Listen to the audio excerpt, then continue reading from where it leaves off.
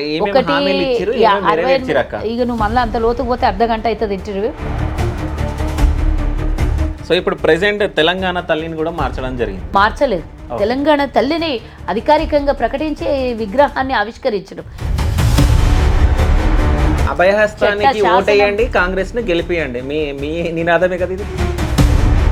అట్లా అనుకుంటాను. నేను చాలా సంతోషంగా ఉంది తమ్ముడు. దేవుడు లాంటి అంటే మూసిని మురికిగా చేసింది ఎవరు? ఫస్ట్ ప్రభుత్వాలు పరక్క. అంటే మీకు కార్పొరేషన్ చైర్మన్ ఇచ్చిన మీరు ఒక కార్యకర్త లాగానే కాంగ్రెస్ కి, అంటే ఎప్పటికీ కాంగ్రెస్ ఎప్పటికీ కార్యకర్తలమే. ఐపీఎస్ నాకు తెలియదు. నువ్వు అనకముందే నేను చెప్తాను. ఏం భయమా? ఎందుకు ఏం చేసారు మీరు? పోయిన ఒక గంటలోనే ఫుడ్ పాయిజన్ ఎట్లా జరుగుతుంది? ప్రతిపక్షంలో ఉన్నప్పుడు చాలా స్ట్రగుల్స్ ఫేస్ చేశారు. ఎస్. అంటే అంటే హోటల్స్ కానీ అవన్నీ అది చేయడం. సో వాళ్ళ మీద ఇప్పుడు ఏమైనా కక్ష తీసుకునే అవకాశం ఏమైనా ఉందా మీకు?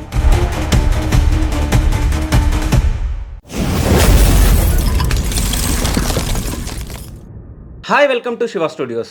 నేను మీ శివ చౌదరి. సో ఈరోజు మనతో పాటు ఒక స్పెషల్ గెస్ట్ ఉన్నారు.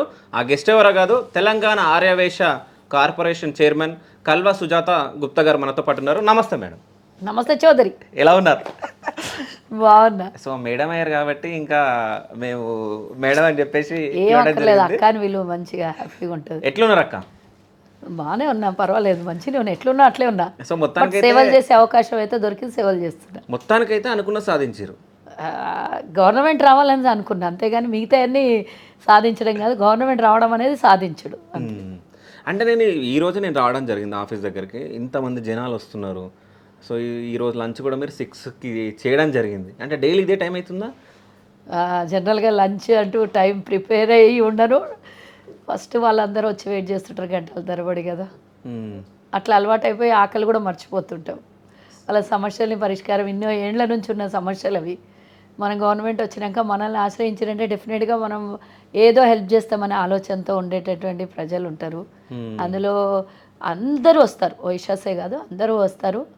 అన్ని డిపార్ట్మెంట్లకి ఫోన్లు చేసి డెఫినెట్గా ఏ కమ్యూనిటీ అని సంబంధం లేదు, సమస్య ఏదైనా కార్పొరేషన్లో మాత్రం మన దగ్గరకు వచ్చిన వాళ్ళకి ఏదో ఒక రూపంలో వాళ్ళకి మనకయ్యేంత వరకు అది పూర్తిగా సాల్వ్ అవుతుందా అనేది కాకుండా కనీసం మేము స్పందించి కన్సల్ట్ డిపార్ట్మెంట్లకి, కన్సల్ట్ నాయకులకి, కన్సల్ట్ అధికారులకి ఫోన్లు చేసి అయితే చెప్తూ ఉంటా, అన్నీ చెప్తూ ఉంటా. డెఫినెట్గా వీళ్ళకి ఏదో న్యాయం చేయాలి అంట.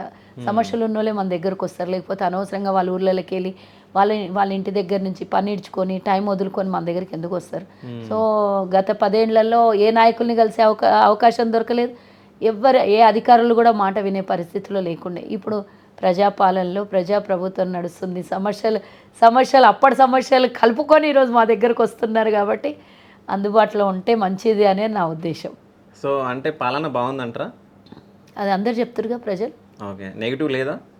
నెగిటివ్ ఎవరికైనా ఉండదు. 100% పూర్తి స్థాయిలో చేసినటువంటి మానవుడు ఎవరు ఉండరు. మానవుడు అలా ఆ విధంగా చేసినట్టే దేవుడు అవుతాడు. ఓకే, సరే మీరు అన్నారు కదా పూర్తిగా మంచి ఉండదు అంటే నెగిటివ్ ఉంటుందని. నెగిటివ్ అని అనలేదు నేను. పూర్తి స్థాయిలో న్యాయం జరగడం అనేది నెగిటివ్ అనేది ఇక ఎవరెవరి అవకాశాన్ని బట్టి వాళ్ళు వాడుకుంటారు. ఒకటి ప్రతిపక్షంలో ఉన్నటువంటి వాళ్ళ అవకాశం కోసం ఎదురు చూస్తుంటారు, అవసరం కోసం వాడుకుంటారు. కానీ నేనేమంటా అంటే చేసిన పనులను కలిపి ఇంకొంచెం మీరు దానికి గుర్తించకున్నా పర్లేదు కానీ దాన్ని వ్యతిరేకించొద్దు అంట. మంచి పనులు చేసినప్పుడు గుర్తించకున్నా పర్లేదు, వ్యతిరేకించొద్దు మంచి పనులకి. అదేమవుతుందంటే ప్రజలకు చేస్తున్న మంచి పని మీద నీరు గార్చినట్టు అవుతుంది, ప్రజల్ని భ్రమపెట్టుడు అవుతుంది, ప్రజల్ని ప్రలోభాలకు గురి చేసినట్టు అవుతుంది, ప్రజల్ని డైవర్ట్ చేసినట్టు అవుతుంది. మీరు మంచి పనులకు సహకరించకున్నా పర్లేదు, చెడుకు ప్రేరేపించొద్దు అనే ఉద్దేశం. నువ్వు నెగిటివ్ అన్న మాటకు నేను ఈ మాట చెప్తాను.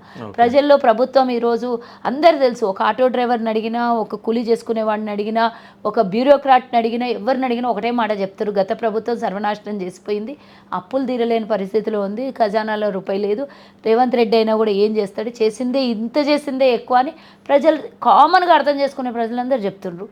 అలాంటప్పుడు 1000 కోట్ల రూపాయలు ఈరోజు ప్రజలకు ఇచ్చిన హామీని నెరవేరుస్తుందంటే డెఫినెట్గా గత ప్రభుత్వం లాగైతే పనిచేయదు అనేది 100% గ్యారంటీ అందరికీ తెలుసు. సరే, ఏమేమి హామీలు ఇచ్చిర్రు, ఏమేమి నెరవేర్చిర్రు అక్క? ఇక నువ్వు మళ్ళీ అంత లోతుకు పోతే అర్ధ గంట అవుతుంది ఇంటర్వ్యూ. కావాల్సిందే కదా, అందరికీ చైర్పర్సన్ అయినాక ఫస్ట్ టైం నేను ఇంటర్వ్యూ చేసుకుంటున్నా. డెఫినెట్గా నేను చెప్తాను. ఒక్కటి, వాళ్ళు 10 ఏళ్లలో విధ్వంసం చేసినారు, మేము 10 ఏళ్లలో బాగు చేసే పని చేస్తున్నాం. అద్దాన్ని బగలగొట్టడం ఈజీ కానీ అతికించడం చాలా కష్టం. తెలంగాణని అద్దంలాగా ఉన్న తెలంగాణని అదృష్టవంతులు అనుకున్నారు. తెలంగాణ వస్తే తెలంగాణ ప్రజలు ఉద్యోగాలు వస్తాయి అనుకున్నారు, అన్ని రకాలుగా బాగుపడుతుంది తెలంగాణ అనుకున్నారు ప్రజలు. కానీ అన్ని రకాలుగా నాశనం అయిపోయినారు తెలంగాణ ప్రజలు. అది అందరికీ తెలిసినటువంటి నగ్న సత్యమే. కల్వ సుజాతకో శివకో తెలవాల్సిన అవసరం లేదు. తెలంగాణలో ఉన్న 4.5 కోట్ల మంది ప్రజలకు తెలిసినటువంటి విషయమే. ఎక్కడికి వెళ్ళినా మాట్లాడేది అదే మాట్లాడుతుంది. ఒక్కసారి గిట మళ్ళీ కేసీఆర్ వచ్చింటే రాష్ట్రాల్లో అమ్మడానికి కూడా మిగిలకపోయేది, ఏమి మనల్ని కూడా అమ్మేస్తుండేనేమో అని ఇప్పుడు కూడా మాట్లాడుకుంటారు జనాలు ఇంకా. సో నేనేమంటున్నా, ఇచ్చిన హామీలు పూర్తిగా నెరవేర్చిండ్రా, ఇచ్చిన హామీలు నెరవేరుస్తున్నారా అని అంటే, మేము వాళ్ళలాగా 10 ఏళ్ళు అయ్యి గద్దె మీద కూర్చొని మేము ఇచ్చిన హామీలు మేము నెరవేర్చాం అని చెప్పట్లేదు. కొంతవరకు ఇంకా నెరవేర్చాల్సి ఉంది. అంత నువ్వు నాకు చెప్పనియాలి. నీకు శివ, నీకున్న బ్యాడ్ హ్యాబిట్ ఏంటంటే నువ్వు చెప్పింది నీ క్వశ్చన్స్ వేస్తుంటావు. ఏమో టీఆర్ఎస్ వాళ్ళు ఎదురుగుండా కూర్చొని మాట్లాడుతున్నట్టు ఉంటుంది ఇది. మేము మళ్ళీ గెలిపిస్తే అని కాదు, మళ్ళీ కూడా మేమే గెలుస్తాం. ఏదో మేము ప్రజలకు ఇచ్చిన హామీని మళ్ళీసారి 5 ఏళ్ల తర్వాత నెరవేరుస్తాం, అందుకోసమే మాకు ఓటేయాలని చెప్పాం. ఇప్పుడు చేసినవన్నీ చెప్పుకొని మళ్ళీ ఓటు అడుగుతాం. గతంలో 100% మీరు 6 అంటుండ్రు, నేను అంటున్నా 100 కాదు, 6 కాదు, 60 కాదు, 100 కాదు, 160 పనుల్ని మేము చేసినామో అని చెప్తున్నా ప్రభుత్వ పరంగా. 1 కాదు, 2 కాదు, ఎన్నో ఉన్నాయి చెప్పాలని అంటే. మొదలు పెడితే ఉచిత బస్సు నుంచి మొదలు పెడితే ఇప్పటిదాకా ప్రతి విద్యార్థులకి, ఉద్యోగస్తులకి, నిరుద్యోగ యువతకి, మహిళకి, అలాగే టీఎస్పీఎస్లో ఉద్యోగాల భర్తీ, లేదంటే ఉచిత బస్సు, 500కి సిలిండరు, 200 యూనిట్లు అడిగినావు కదా, అందుకనే నేను ఉచిత బస్సు అని మాట్లాడడం జరిగింది. ఉచిత బస్సు అని మీరు మాట్లాడారు. ప్రజెంట్ మనం మీ ఆఫీస్లో ఉన్నాం, ఈ రూట్లో బస్సులు రావట్లే అంట. ఎందుకు అంటే మీ ఎంప్లాయీస్ చెప్పారు నాకు, ఇక్కడ ఉండే వాళ్ళు. ఎక్కడ మా ఎంప్లాయీస్? నా ఆఫీస్లో పనిచేసే అంటే ఈ ఎంప్లాయీస్ కాదు, కింద ఎంప్లాయీసా? వాళ్ళు గతంలో ఈ లోపల నుంచి బస్సు వస్తుండేనా, ఈ మా ఆఫీస్ ముంగల్ నుంచి బస్సు వస్తుండేనా, ముంగల్ నుంచి అని అడిగాడు. అంటే నాకు తెలీదు, వాళ్ళని అడగండి. ముందు నుంచి వస్తుంటే ఇప్పుడు కాంగ్రెస్ ప్రభుత్వం వచ్చినాక కోసేసి డైవర్షన్ తీసుకుందేమో రూట్ అని కట్ చేసిరంట కొన్ని. ఇంకా మేము 230 బస్సుల్ని అదనంగా ఇష్టం, 100 ఎలక్ట్రికల్ బస్సుల్ని మొన్ననే ప్రవేశపెట్టినాం. కోసేయలేదు, కట్ చేయలేదు, బంద్ చేయలేదు, రూట్ మార్చలేదు. ఇవన్నీ అబద్ధపు మాటలు మాట్లాడితే కాంగ్రెస్ చూస్తూ ఊరుకోదు అని హెచ్చరిస్తున్నాం. ఎవరికైనా సరే, ప్రజలకు కాదు నేను చెప్పేది. ఎవడైతే అడ్డదిడ్డంగా మాట్లాడతారో, ఎవడైతే ఉచిత బస్సుకు వ్యతిరేకమని మాట్లాడిండో వాళ్ళకే నేను హెచ్చరిస్తున్నా.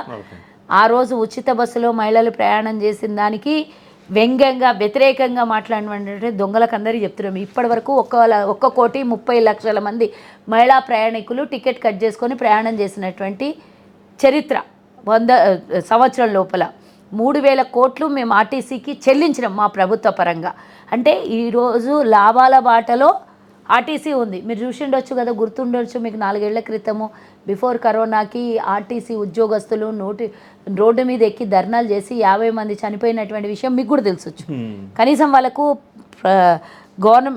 ప్రభుత్వంలో విలీనం చేయమని అంటేనే వాళ్ళని సంపుకొని తిన్నాడు కేసీఆర్. ఈరోజు ప్రభుత్వంలో విలీనం చేయడానికన్నా ఎక్కువగా లాభాలను ఇస్తున్న మా ప్రభుత్వం.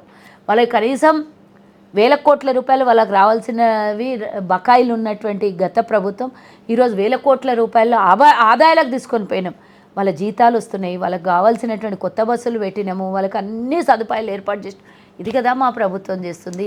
ఈరోజు మహిళలకు ఈరోజు ఉద్యోగం కోసం పోతున్నా, ఉపాధి కోసం పోతున్నా, వైద్యం కోసం పోతున్నా, విద్య కోసం పోతున్నా, వ్యాపారం కోసం పోతున్నా, పుట్టింటికి పోతున్నా, యాత్రలకు పోతున్నా, జాతరలకు పోతున్నా, ఇంకేడికన్నా కావాలనుకున్నా కూడా ఈరోజు ప్రభుత్వ రవాణా సంస్థ ఆర్టీసీ ఈరోజు వాళ్ళకి ఒక వరంగా మారింది. అంతేకాకుండా సేఫ్టీయెస్ట్ రక్షణతో ఉన్న ఆర్టీసీ బస్సులో ప్రయాణం చేస్తున్నటువంటి మా తెలంగాణ ఆడపడుచులకు చూస్తే కుళ్ళుకొని తట్టుకోలేనటువంటి పరిస్థితిలో డిస్కో డ్యాన్సులు చేయండి, బ్రేక్ డ్యాన్సులు చేయండి, మాకేమన్నా అభ్యంతరమా, ఒక్కొక్క మనిషికి ఒక్కొక్క బస్సు వేయండి అని వ్యంగ్యంగా మాట్లాడినటువంటి కేటీఆర్ దగ్గరికి వెళ్ళి ఇంటర్వ్యూ తీసుకో తమ్ముడా.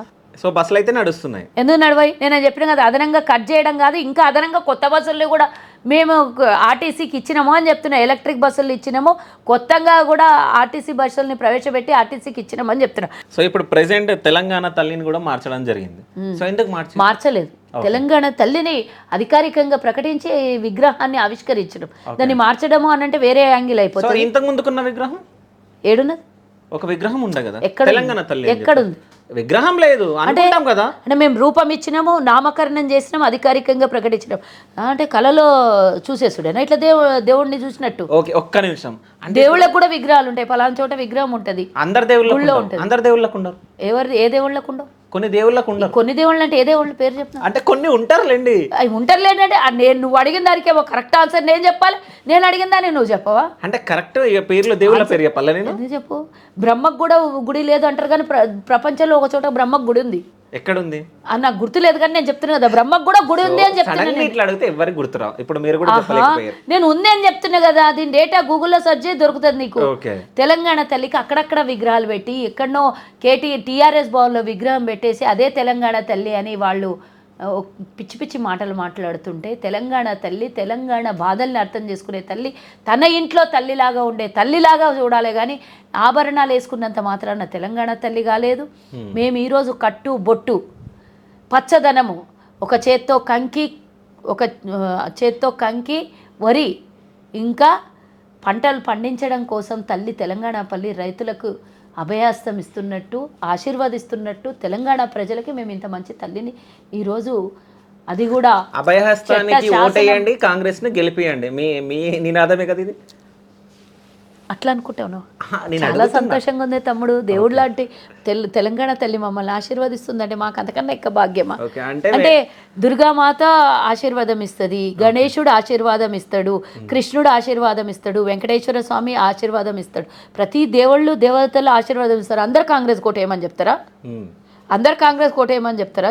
అట్లా అన్నారు అని అంటే నిజంగానే మా చేతి గుర్తు అనేది దేవుళ్ళు కూడా అంగీకరిస్తున్నారని నువ్వు ఒప్పుకోవాల్సిందే. నువ్వు మళ్ళీ మాట మార్చకు. నేను అడిగిన 100% దానిలో ఏమున్నది?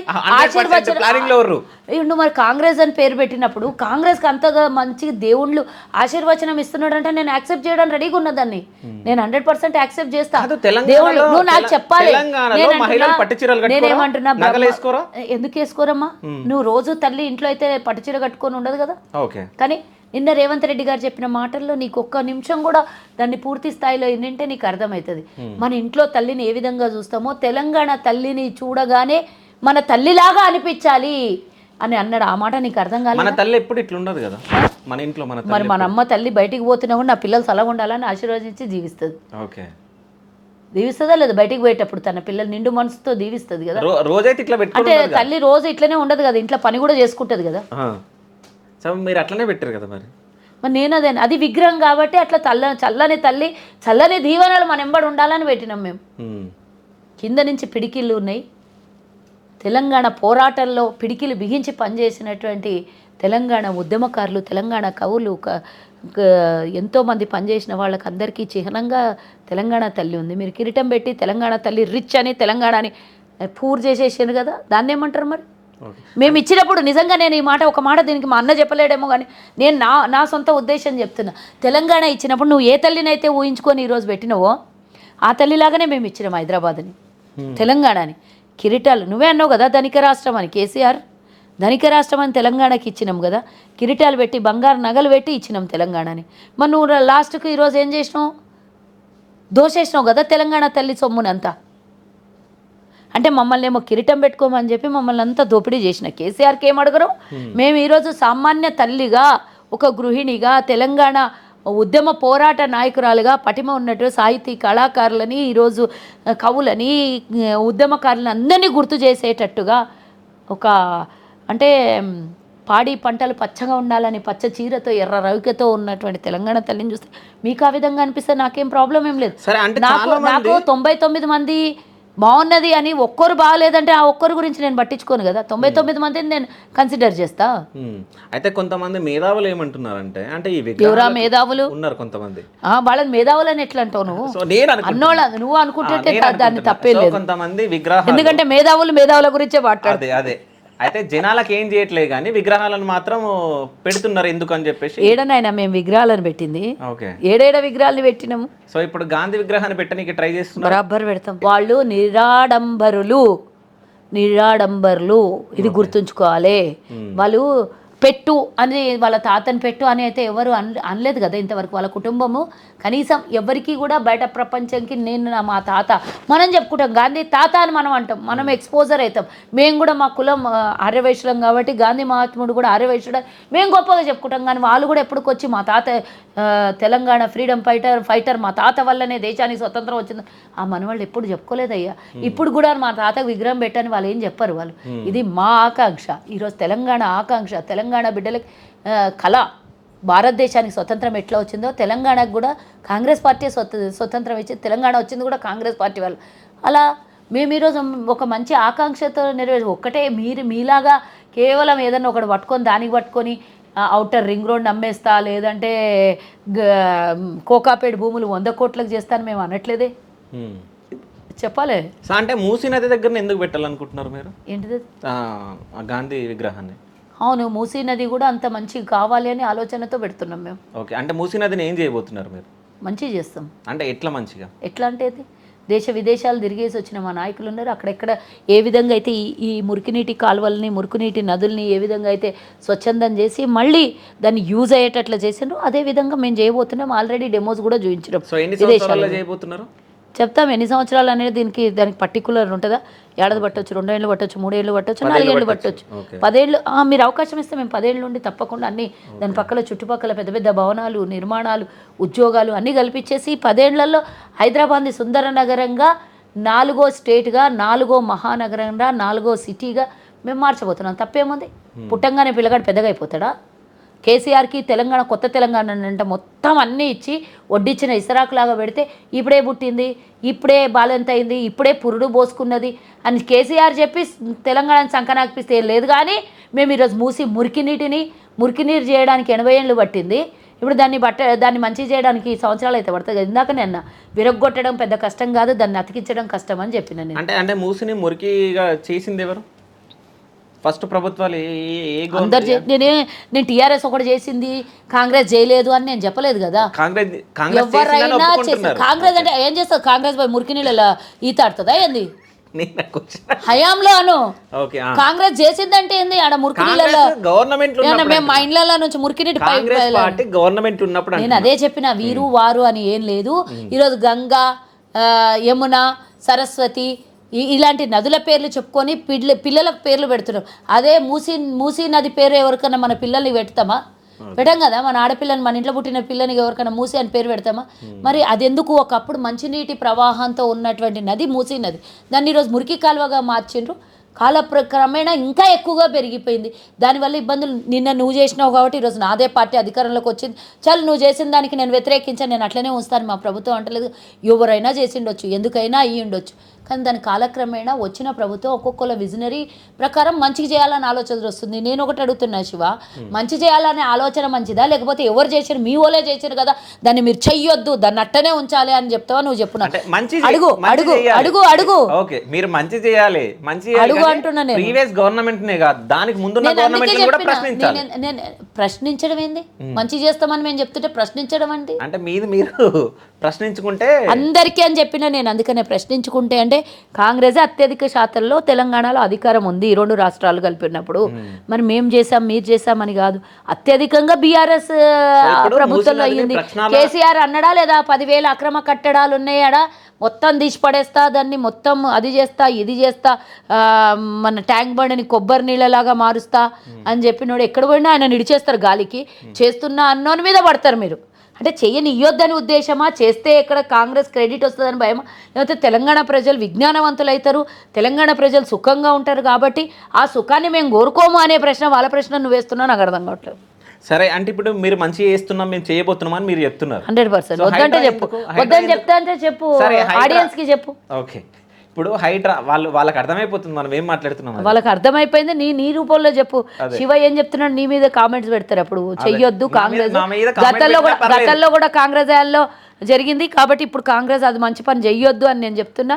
సుజాత మేడం వాళ్ళు చేస్తా అంటున్నారు. వాళ్ళు చేసిన తప్పుని ఇప్పుడు సరిదిద్దుకుంటున్నారు. ఎవ్వరు కూడా తప్పులు అట్లాంటే 15 ఏళ్ళు టీడీపీ ఉన్నది, 10 ఏళ్ళు బీఆర్ఎస్ ఉన్నది, కాంగ్రెస్ ఒకటే చేసిందని ఎందుకు అంటుకో. అత్యధికంగా బీఆర్ఎస్ హయాంలో జరిగినటువంటి అవినీతి, అక్రమ కట్టడాలు, మూసి మంచి చేస్తాం 10,000 కట్టడాలు మూసిని మొత్తం కూల్చేసినాయి, గొలుసుకట్లు చెరువులు మాయమైపోయినాయి, వాగులు చెరువులు మురికి కాలువలను అన్నిటిని ఆక్రమించిండ్రు అని వాళ్ళే చెప్పి వాళ్ళే ఆక్రమించుకొని వాళ్ళ నాయకులే అడ్డగోలుగా పర్మిషన్ లేవి కట్టడాలు కట్టి అన్నీ చేసిన వాళ్ళకి ఏమన్నారు. కానీ మేము చేస్తా అంటే మా ప్రభుత్వంలో అయ్యిందంటారు. ఎవరి ప్రభుత్వం అని నేను అనలేదు కదా, అయ్యింది. ఇప్పుడు రేపు రాబోయే ఒక 100 సంవత్సరాల కోసం ఫ్యూచర్ సిటీగా మార్చబోతుంటే తప్పదని అంటే ఇప్పుడు మీరు మాట్లాడుతున్నారు. ఇప్పుడు నేను ఒకటి అడుగుతా, 1908లో వచ్చినటువంటి హైదరాబాద్లో వరద, ఒక్కరోజు వర్షానికి హైదరాబాద్ వరదగా మారి అప్పుడు ఉన్నటువంటి 75,000 జనాభాలో 18,000 మంది ఆ రోజు ఒకటే రోజులో చనిపోయినరు. 1908లో జరిగినటువంటి ఈ సంఘటన దృష్టిలో పెట్టుకొని అప్పుడు ఉన్నటువంటి నిజాం ప్రభుత్వము హైదరాబాద్లో మొత్తం ఇప్పటికి కూడా ఇప్పటికి కూడా ఆ రోజు నిజాం ప్రభుత్వం కట్టించిన డ్రైనేజ్ వ్యవస్థనే ఇది 100 ఏళ్ళు మనల్ని బతకనిచ్చింది. నెక్స్ట్ ఇప్పుడు చాలా ఇబ్బందికరంలో ప్రమాదకరంలో ఉంది. చిన్న వర్షం వచ్చినా కూడా మొత్తం మోకాళ్ళెత్తు నీళ్లు నిలబడుతున్నాయి, ట్రాఫిక్ ఇబ్బంది అవుతున్నది. ఇంటికి 2 వాహనాలు ఉండడం వల్ల రోడ్లలో మొత్తం ట్రాఫిక్ జామ్ అవుతుంది, ట్రాఫిక్ పొల్యూషన్ వస్తుంది. అక్రమ కట్టడాల నిర్మాణం వల్ల నీళ్లు పోవడానికి స్థలం లేదు, మంచినీళ్ళు పోవడానికి లేదు, మురికి నీళ్లు పోవడానికి లేదు. ఇవన్నీ ఇబ్బందుల్ని మనం ఎదుర్కొంటుంటే రేపు ఇంకా ఇప్పటికే 1 కోటి జనాభాకు పైన హైదరాబాద్ నివాసం ఉంటున్నారు. రేపు ఇంకొక 10 ఏళ్ల తర్వాత ఇంకో 50 లక్షల మంది జనాభా హైదరాబాద్లో నివాసం ఉంటే హైదరాబాద్ పరిస్థితి ఏంది? దీన్ని మంచి చేయనిపోతే కాస్త వ్యతిరేకత వచ్చినా కూడా రేపు 50 ఏళ్ల తర్వాత కూడా ఈరోజు నేను 100 ఏళ్ల తర్వాత నిజాం కట్టించిన డ్రైనేజ్ వ్యవస్థ నేను ఎట్లా గుర్తుంచుకుంటున్నాను. రేపు 50 ఏళ్ళైనా 100 ఏళ్ళైనా రేవంత్ సర్కారులో కాంగ్రెస్ సర్కారులో ఈ వ్యవస్థ చేయడం వల్ల వ్యతిరేకత వచ్చినా కూడా ఈ వ్యవస్థ చేయడం వల్ల మేము 50 ఏళ్ళు సుఖంగా ఉన్నాము అని రేపు పొద్దున రాబోయే జనరేషన్ అనుకోవాలా. వీడెవడో వ్యతిరేకిస్తుండు, వీడెవడికో రాజకీయ లబ్ధి పొందుతలేడు అని వాళ్లకు ఒత్తాసు వాడే కొంతమంది కోసం ఈరోజు ప్రజలకు జరిగే అన్యాయాన్ని ఆపేద్దామా, మంచి చేద్దామా, అభివృద్ధి చేద్దామా, నువ్వు దానికి ఆన్సర్ చెప్పు. కానీ మీరు సూపర్ అక్క. అంటే మీకు కార్పొరేషన్ చైర్మన్ ఇచ్చిన మీరు ఒక కార్యకర్త లాగానే కాంగ్రెస్కి, అంటే ఎప్పటికీ కార్యకర్తలమే. పవర్ వస్తుంటది పోతుంటది, కార్యకర్త లాగానే ఉండాలి జీవితాంతం. అయితే మీరు ఇంతకుముందు జెండా మోసిన ప్రశ్నిస్తారని ఏ గవర్నమెంట్ ఉన్నా ప్రశ్నిస్తారు. నేను మమ్మల్ని అనలేదు, బీఆర్ఎస్ నాయకుల్లాగా మాట్లాడకు, సామాన్య మానవులాగా ఆలోచించు, హైదరాబాద్ నగరాన్ని మంచి చేద్దామా పాడు చేద్దామా అని ఆలోచించు అన్నాను. ఓకే, అయితే ఇప్పుడు మీ గవర్నమెంట్లో ఏమేమి జరుగుతున్నాయి అవే క్వశ్చన్స్ అడుగుతాం మేము.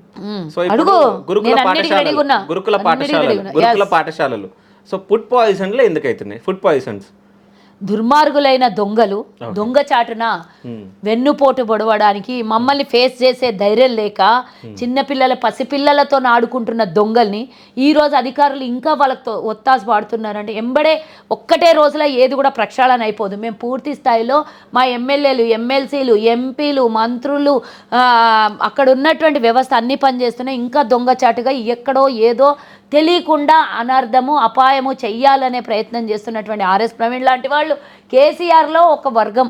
నేను ఒకటి చెప్తున్నా, టీఆర్ఎస్కి పనిచేసిన వాళ్ళు చాలామంది ఉన్నారు కదా. గతంలో 14 ఏళ్ళు ఉద్యమం చేసిన వాళ్ళు ఉన్నారు, తర్వాత ప్రభుత్వం ఉన్నప్పుడు ఉన్నారు, 20 ఏళ్ల వరకు వాళ్ళ జెండాలు మోసినటువంటి కొంతమంది ఉన్నారు కదా. వాళ్ళకేమన్నా ఇస్తే ఈ గురుకుల హాస్టళ్ళ మీద విజ్ఞానవంతులు లేరా? వాళ్ళ దగ్గర చదువుకున్న మేధావులు లేరా? చెప్పండి నాకు. వాళ్ళకి ఎవరికో ఇవ్వాలి కదా. ఈ ఆర్ఎస్ ప్రవీణ్ గారిని ఎందుకు తెచ్చిపెట్టిండ్రంట అంటే వాడు మేధావి. ఇట్లాంటి విషయంలో వాడు గురుకుల హాస్టల్కి ఇంతకుముందు వాడు మొత్తం ఒక పెద్ద పొజిషన్ చేసినోడు ఉన్నాడు. ఐపీఎస్ఓ నాకు తెలియదు, దొంగ నువ్వు అనకముందే నేను చెప్తున్నా. ఏం భయమా? తెలంగాణ ప్రజలకు, తెలంగాణ ఉనికికి, తెలంగాణకు అనర్థం జరిగేది ఉంటే ఒక్కసారి గుర్తు చేసుకో. మరి నేను ఒకటి చెప్తున్నా, ఎవడైనా తెలంగాణ ప్రజలకి హాని కల్పించాలి అని మరీ కంకణం కట్టుకొని పదే ఇదే పనులు చేస్తే ఎవ్వడికి కూడా వదలము, ప్రతి ఒక్కడికి ఊచలు లెక్క పెట్టిస్తాం. ఈ చేసిన దానికి తెలంగాణ ప్రజలతో కొట్టించే పని కూడా చేస్తాం. వీటన్నిటి వెనకాల ఆర్ఎస్ నేను ఒకటే అడుగుతున్నా, ఇంతమంది మేధావులను విడిచిపెట్టేసి ఆర్ఎస్ ప్రవీణ్నే ఎందుకు దీనికి మొత్తం ఇన్ఛార్జిగా పెట్టిరు? ఇప్పుడు వాళ్ళంటే ప్రతిపక్షంగా ఆర్ఎస్ ప్రవీణ్ని దీనికి ఇన్ఛార్జ్గా పెట్టిరంట గురుకుల పాఠశాలల మీద. ఎందుకు పెట్టిండ్రయ్యా? ఎందుకంటే గతంలో గురుకుల పాఠశాలలకు పూర్తి స్థాయిలో తెలిసి పనిచేసినాడు. ఎక్కడ ఏ స్కూల్ ఉన్నాయి, ఎక్కడ ఏం అన్యాయం చేయొచ్చు, ఎక్కడ ఏ విధంగా చేయొచ్చు అనేది ప్రతి ఒక్కటి ఆయనకు తెలుసు. కాబట్టి ఆయననే పెట్టిన. ఎందుకు పెట్టిన? వేరే వాళ్ళు ఎవరు లేరా? మీ టీఆర్ఎస్లా పనిచేసిన వాళ్ళు లేరా? జెండా మోసిన వాళ్ళు లేరా? చదువుకున్న వాళ్ళు లేరా? విద్యావంతులు లేరా? ఐఏఎస్లు, ఐపీఎస్లు, ఇంటలెక్చువల్స్ మీకు గతంలో పనిచేసిన వాళ్ళు ఎంతోమంది వాళ్ళు అడ్వైస్ తీసుకోవడానికి పిల్లల మీద తీస్తారు వాళ్ళు 100% చేస్తుర్రు అంటున్నా నేను. గతంలో కూడా తెలంగాణ ప్రజల్ని బలి తీసుకొనే రాజకీయ లబ్ధి కోసం పెట్రోల్ పోసుకొని అగ్గిపెట్టలేదన్న దొంగలు 1200 మందిని బలి తీసుకున్నారు. అప్పుడు రాజకీయ లబ్ధి కాకపోతే తెలంగాణ ప్రజల మీద ప్రేమ పుట్టి వాళ్ళు ఆ రోజు చేసిండ్రా? ఇప్పటివరకు ప్రేమ ఉంటే చనిపోయినటువంటి 1200 కుటుంబాలను ఎట్లా గుర్తించలేదు? ఇంతవరకు వాళ్ళని ఒక్కళ్ళని కూడా మేము నిన్న వేదిక మీద గౌరవించుకున్నాం. సగౌరవంగా తెలంగాణ పాట పాడిన పెద్ద మనిషిని గౌరవించుకున్నాం మేము. ఆయనకెందుకు గత ప్రభుత్వం ఏం బీకింది? ఏం చేయని శాతకాలేదు ఆయనకి. మేము ఈరోజు ప్రతి ఒక్కరిని గౌరవిస్తున్నాం. ఈరోజు మేము ప్రతి ఒక్కరికి అండగా నిలబడుతున్నాం. కాబట్టి మాకెక్కడ మంచి పేరు వస్తుంది? ఎక్కడైతే సెన్సిటివ్ మ్యాటర్ ఉంటుందో ఆ రోజు తెలంగాణ ఉద్యమం కోసం 1260 మంది బలిదానం చేసుకున్నది ఆ సెన్సిటివ్ మ్యాటర్ క్రియేట్ చేసి. ఇప్పుడు కూడా గురుకుల పిల్లలు, పేద పిల్లలు, దళిత చిన్న వర్గాలకు చెందినటువంటి పేద పిల్లలు చదువుకుంటున్న గురుకుల పాఠశాలల్లో ఈ విష ప్రయోగం చేయాలి అని అంటే ఎంత పాపాత్ములు అనాలి, ఎంత ఈ విధంగా. ఎందుకంటే నేను ఎందుకు చెప్తున్నా ఈ మాట అంటే ఎవిడెన్స్తో సహా నేను మాట్లాడుతున్నా. గతంలో మన శ్రీహరి మా ఎమ్మెల్యే గారు ఉన్నారు కదా, ఎమ్మెల్యే గారి నియోజకవర్గంలో ఫుడ్ పాయిజన్ జరిగింది. ఎమ్మెల్యే గారు పూర్తి స్థాయిలో పర్యవేక్షణ చేస్తున్నారు. ఆ నియోజకవర్గంలో గురుకుల హాస్టల్లో 3-4 టీఆర్ఎస్కి సంబంధించిన పేపర్ రిపోర్టర్సు ప్లస్ కొంతమంది మీడియా వాళ్ళు, ఆ హెచ్ఎం వాళ్ళందరూ భోజనం చేశారు. అదే భోజనం చేశారు, ఫోటోలతో సహా ఉన్నాయి నా దగ్గర. అదే భోజనం చేశారు. అప్పుడు వాళ్ళకు 1 గంట ముందు తిన్న వాళ్ళకు ఒక్కరికి కూడా ఫుడ్ పాయిజన్ కాదు. మరి గంట తర్వాత తిన్న వందలాది మంది పిల్లలకి ఎందుకు ఫుడ్ పాయిజన్ అవుతుంది? చెప్పాలి నాకు. ఎందుకు? ఏం చేశారు? మీరు పోయిన 1 గంటలోనే ఫుడ్ పాయిజన్ ఎట్లా జరుగుతుంది? ఏం చేస్తుంది దీని వెనకాల కథ? ఒక్క దగ్గర మేము ఎంక్వైరీ చేసే లోపల ఇంకో దగ్గర చేసే లోపల ఇంకొక దగ్గర. అంటే మమ్మల్ని మెసలని ఇవ్వద్దు, మమ్మల్ని ఊపిరి పీల్చుకొని ఇవ్వద్దు, ఉక్కిరి పెట్టాలి. ఏం చేసినా కూడా ఈరోజు తెలంగాణ పిల్లలు ఆ రోజు ఉసురు పెట్టుకొని తెలంగాణ గద్దెనెక్కిరు. కానీ ఈరోజు మాత్రం నిన్ను తరిమేసినాక మళ్ళీ ఒకసారి ఇట్లాంటి పనులు చేస్తున్నారు చూడు. ఆ పాపం ఎవరైనా మా ప్రభుత్వం పాడవ్వాలని మేము పిల్లలకు అట్లాంటిది ఫుడ్ పాయిజన్ అయ్యే ఫుడ్ పెడతామా చెప్పు? నాకు పెడతామా చెప్పు? ఎందుకు పదే రోజు జరుగుతుంది? ఎక్కడన్నా ఒక్క జోగాలు జరగాలి. ఎందుకు జరుగుతుంది ఇది ఇట్లా? ఎందుకు జరుగుతుంది? దీని వెనకాల అర్థం కావట్లేదా? హెచ్చరిస్తున్నా అర్థం కావట్లేదు, భయం లేదు. సో తాండ్రులా కూడా అయినట్టు ఇప్పుడే ఇందాకనే వచ్చినటువంటి కాల్ నేను దాన్ని చింతిస్తున్న. పూర్తి స్థాయిలో పిల్లలకు జరిగినటువంటి ఈ ప్రమాదకరం ఫుడ్ పాయిజన్ విషయంలో ఎవ్వరు కూడా ఉపేక్షించలేదు. దీని వెనకాల ఎవడన్నా ఉండని, ఏ దొంగనన్ను ఉండని, దీని వెనకాల కథా కార్ఖానా అధికారులే కానీ, దీని వెనకాల పనిచేసేటటువంటి వ్యవస్థ కానీ, దీని వెనకాల పనిచేస్తున్న ఉద్యోగస్తులు కానీ, ఇంకెవరన్నా దీని వెనకాల లాభాపేక్ష కోసం, రాజకీయ లబ్ధి కోసం పసిపిల్లల జీవితాలతో ఆడుకొని ఉంటే ఎవరిని వదలమని హెచ్చరిస్తున్నాం. ఓకే. సో కల్వ సుజాత గారు అసలు రాజకీయాల్లోకి ఎందుకు రావాలనుకున్నారు? ఏం లేదు, రాజకీయాలు ఎందుకు రావాలనుకున్నాం అంటే ఒక్కొక్కసారి ఒక్కొక్కటి ఎవరికి ఏ దారి పంపిస్తుందో భగవంతుడు తెలియదు. సడన్ ఎంట్రీ నాదేందో 30 ఏళ్ల కళ సాకారమైందని ముంగలు నేనేం గొప్పలు చెప్పుకోను. సడన్ ఎంట్రీ తీసుకున్నాను. కళ అవుతుంది కదా, ఏదో ఒకటి కావాలని. ఏదో ఒకటి కళ ఏమీ లేదు నాకు. అట్లాంటివన్నీ చేసుకుంటూ పోతా, ఫలితం దేవుడి మీద వదిలేస్తా. పని చేసుకుంటూ పోతా, ఫలితం దానంతట అదే వస్తుంది. నేను ఇది చెయ్యాలి, ఇది కావాలని పరిగెత్తను అంతే. పని చేసుకుంటూ పోయినా, ఎక్కడ కూడా పదవి కోసం పరిగెత్తలేదు, పని కోసం పరిగెత్తిన అంతే. సో నెక్స్ట్ ఎలక్షన్లో తాండూరు ఎమ్మెల్యేగా చూడొచ్చేమో, ఏమన్నది ఇప్పుడే రావాల్సిండే. కొంచెం అదృష్టం చేజారి ఇక్కడ రాసింది లేకుంటే ఎవరేం చేయలేం కదా. ఎప్పుడు వచ్చినా అవకాశం తప్పకుండా వస్తుంది. సో అది మిస్ అయిపోయిన తర్వాత చైర్పర్సన్ మీకు వస్తుందని మీరు ఊహించుకున్నారా? అంటే ఏదో ఒక అవకాశం ఇస్తారని తెలుసు కదా. టికెట్ రాని వాళ్ళకి చాలా మందికి ప్రామిసులు చేసారు. చాలా మంది మోస్ట్లీ నాకు తెలిసి అన్నిటికన్నా ఇంపార్టెంట్ అధికార ప్రతినిధులకు మంచి అవకాశాలు వచ్చినాయి. అందుకని ఎప్పుడు పబ్లిక్ ముందు పార్టీ వాయిస్ వినిపించి గట్టిగా ఫైట్ చేసి, హక్కుల కోసం ఫైట్ చేసి, ప్రజల పక్షాన నిలబడి పార్టీ వాయిస్గా మీడియా ముందు నిలబడ్డోళ్ళు చాలామందికి ఈరోజు గెడానైనరు. నాకు తెలిసి 80% స్పోక్స్ పర్సన్స్కి పవర్ వచ్చింది. కానీ వాళ్ళందరిలో ఎక్కువ మీరే ఎక్కువ. అఫ్ కోర్స్ అది ఏమన్నా ఉండనియండి, చాలామంది ఉన్నారు, మనమే ఒక గొప్ప అని అనుకోవడానికి లేదు కదా. ఒక్కొక్కరు ఒక్కొక్క యాంగిల్లో పనిచేసిండ్రు, ఎవరికున్న టాలెంట్ని వాళ్ళు పనిచేసిండ్రు. అంటే అవకాశం ఉన్న వాళ్ళందరూ టీవీ ఛానళ్ళ ముంగల మాట్లాడి కాంగ్రెస్ పార్టీని నిలబెట్టిన ప్రతి ఒక్కరికి కూడా అవకాశం వచ్చింది. నాకు చాలామందికి వచ్చింది అవకాశం. నాకు తెలిసి 80% అధికార ప్రతినిధులు ఏదో ఒక దాంట్లో సెట్ అయిపోయారు. ఓకే, ఇప్పుడు మీ దగ్గరికి అంటే ఈ ప్రజలు మొత్తం ఎట్లా వస్తున్నారు, ఏ సమస్యలతో వస్తున్నారు మీ దగ్గరికి? నేను చెప్పిన కదా ఇందాకనే, గత ప్రభుత్వంలో ఉన్న సమస్యలు, మంచి సమస్యలు, చెడు సమస్యలు, కష్టాలు అన్నీ ఉన్నోళ్ళు వస్తారు. ఈ సమస్య ఆ సమస్య మీడియా ముంగలు నేను చెప్పదలుచుకోలేదు, కానీ సమస్యలు ఉన్న వాళ్ళకి తప్పకుండా నా వంతు వరకు నేను అన్నిటికీ నేనే ఐఏఎస్, ఐపీఎస్, మంత్రిని, ముఖ్యమంత్రిని అని నేను చెప్పను. కన్సల్ట్ ఆఫీసర్లకి నా వంతుగా కట్టసిగా వాళ్ళకి చేసి మన వాళ్ళకి ఇబ్బంది ఉంది, నా దగ్గరకు వచ్చిండ్రు, ఈ ప్రాబ్లం సాల్వ్ చేయండి అని అయితే అందరికీ రిక్వెస్ట్లు అయితే చేస్తున్నా. అంటే వాళ్ళు కూడా సానుభూతితో, వాళ్ళు కూడా మంచి దీంతో నాకు రెస్పాండ్ అవుతున్నారు అందరూ. అంటే మీరు ప్రతిపక్షంలో ఉన్నప్పుడు చాలా స్ట్రగుల్స్ ఫేస్ చేశారు మీరు. ఎస్, అంటే అంటే హోటల్స్ కానీ అవన్నీ అది చేయడం, సో వాళ్ళ మీద ఇప్పుడు ఏమైనా కక్ష తీర్చుకునే అవకాశం ఏమైనా ఉందా మీకు? నాకు వాళ్ళు వస్తే కూడా వాళ్ళకి ఏమైనా సమస్య ఉంటే వాళ్ళకి కూడా పరిష్కారం చేస్తే ఇక్కడి నుంచి. ఓకే, కక్షలు అనేది సుజాత సాధించింటే ఆ రోజే అధికార పార్టీ సైడ్ పరిగెత్తి వాళ్ళకి అవసరం ఉన్న చోట దెబ్బ కొడుతుంటే. పవరు పైసా రెండే ముఖ్యం అనుకుంటే సుజాత ఈరోజు ఈ స్థాయిలో ఉండదు, ఇంకా వేరే స్థాయిలో ఉంటుండే. ఓకే, సో ఫ్యూచర్లో కాంగ్రెస్ గవర్నమెంట్ ఏమేమి చేయబోతుంది? చాలా చేయబోతుంది. ఇప్పటికీ ఎవరు ఊహించని విధంగా 6 గ్యారెంటీలు అంటే 160 పనికొచ్చే ప్రయోజనాలన్నీ చేసింది. ఈరోజు నిరుద్యోగ యువతకి 55,000 ఉద్యోగాలు ఇచ్చింది. మహిళలకి 1 కోటి మంది మహిళలకి కోటీశ్వరం చేయాలని సంకల్పం తీసుకుంది. వడ్డీ లేని రుణాలను ఇస్తోంది మహిళలకి. అన్నీ ఇస్తున్నాం మేము, ఇంకా ఏమి ఇచ్చినా తక్కువే ఈ తెలంగాణ ప్రజలకని మా ముఖ్యమంత్రి అంటున్నాడు. సరే, మార్పు తీసుకొచ్చిరా మీరు? తప్పకుండా మార్పే మరి కదా. టీఆర్ఎస్ని దింపడం, కాంగ్రెస్ ఇచ్చిన హామీల్ని నిలబెట్టుకోవడం మార్పేగా ఇది. కానీ మీరు అనుకుంటున్న మార్పు వేరు, జనాలు అనుకుంటున్న ఏం అడుగుతుర్రు, ఏం మార్పు అనుకుంటుర్రు? సో మీరేమో హామీలు అవి అనుకుంటున్నారు, వీళ్ళేమో పేర్లు అవి అనుకుంటున్నారు. ఏంటది? తెలుగు తల్లి అంటే తెలంగాణ తల్లిని చేంజ్ చేయడం, అది ఒక్కటే నీ దృష్టికి కనబడితే నేను ఇంకా చాలా చెప్పాలనుకున్నా కదా. ఇవన్నీ నీ దృష్టికి రావట్లేదా? ఓకే, 130 కోట్ల మంది తెలంగాణ ప్రజలు మహిళలు ఉచిత బస్సులో ప్రయాణం చేస్తున్నంటే అది మార్పు. ఉచిత బస్సులలో ఎవరు ప్రయాణిస్తలేరు, అందరు కొట్లాడుతున్నారు అందులో. సో ఆ హ్యాండిక్యాప్డ్ పర్సన్ కూడా తన సీట్ తనకి ఇవ్వట్లేదు, అంటే మహిళలు అట్లా. ఇగో మహిళలు ఏదో చిన్న తప్పు చేసిండ్రని దానికి ప్రభుత్వం ఒకవేళ మహిళలు సీటే ఇవ్వకపోతే అది టికెట్ తీసుకుంటేనే సీట్ ఇస్తారా?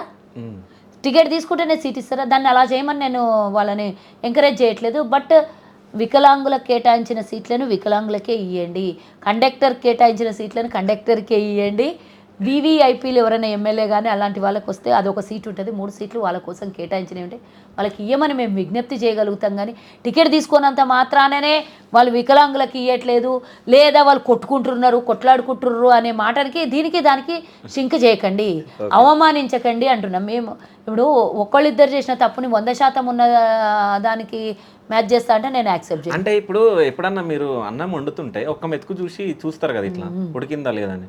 సో అదొక్కటే చూస్తే మనకు అర్థమైపోతుంది కదా ఏమైతే. అంటే ఏమని అందరూ సీట్లలో కూర్చొని ఇస్తలేరు కాబట్టి ఎక్కడో మనకు ఇంకా నేను 369లోనే ఉన్నావు నువ్వు అంటున్నా, అది అయిపోయింది అంటున్నా. స్టార్టింగ్లో అందరికీ ఉండే అది భర్త దగ్గరనో తండ్రి దగ్గరనో డబ్బులు అడిగి ప్రయాణం చేసే లేని పరిస్థితిలో ఉన్నవాళ్ళు సడన్గా ఉచిత బస్సు అనే వరకు అందరూ మేము యాత్రలకు పోవాలి, మా తల్లిగారింటికి పోవాలి, మా పిల్లల్ని చూసుకొచ్చుకోవాలి, మా పిల్లల హాస్టల్లో ఉన్నారు అడిగి పోయి రావాలి, లేదా తీర్థయాత్రలకు పోయి రావాలని ఒక కోరికతో మహిళలు బయటికి వెళ్ళిండ్రు. వాళ్ళు కాస్త ఇబ్బంది పడిండొచ్చు, రోజు అదే ముచ్చట తీసుకురావద్దు కదా. మేము చెప్తున్నాం, ఏదైనా కొత్తగా సడన్గా ఇప్పుడు సైకిల్ కూడా ఎక్కనోనికి ఇంటి ముంగలు తీసుకొని పోయి కారు పెడితే ఎట్లుంటుంది, ఉక్కిరి బిక్కిరి అవుతాడు కదా. సో ఇప్పుడు ఫైనల్గా మీరు ఏం చెప్పాలనుకుంటున్నారు కాంగ్రెస్ గవర్నమెంట్ గురించి? ప్రజాపాలన అని చెప్పాలి. ఓకే, ప్రజల కోసం నడిపిస్తున్న పరిపాలన అని చెప్పాలి. గడిలో కూసునే పాలన కాదు, నియంత పాలన కాదు, దొడ్డిలో కట్టేసిన దొర పాలన కాదు ఇది. ఓకే, ప్రజల కోసం ప్రజాభవన్, ప్రజల కోసం ప్రజావాణి, ప్రజల కోసం సెక్రటేరియట్, ప్రజల కోసం గాంధీ భవన్, ప్రజల కోసం మంత్రుల ఇండ్లైనా సరే, మంత్రుల ఆఫీసులైనా సరే, ఎక్కడికైనా ప్రజల కోసం ప్రజల పరిపాలన.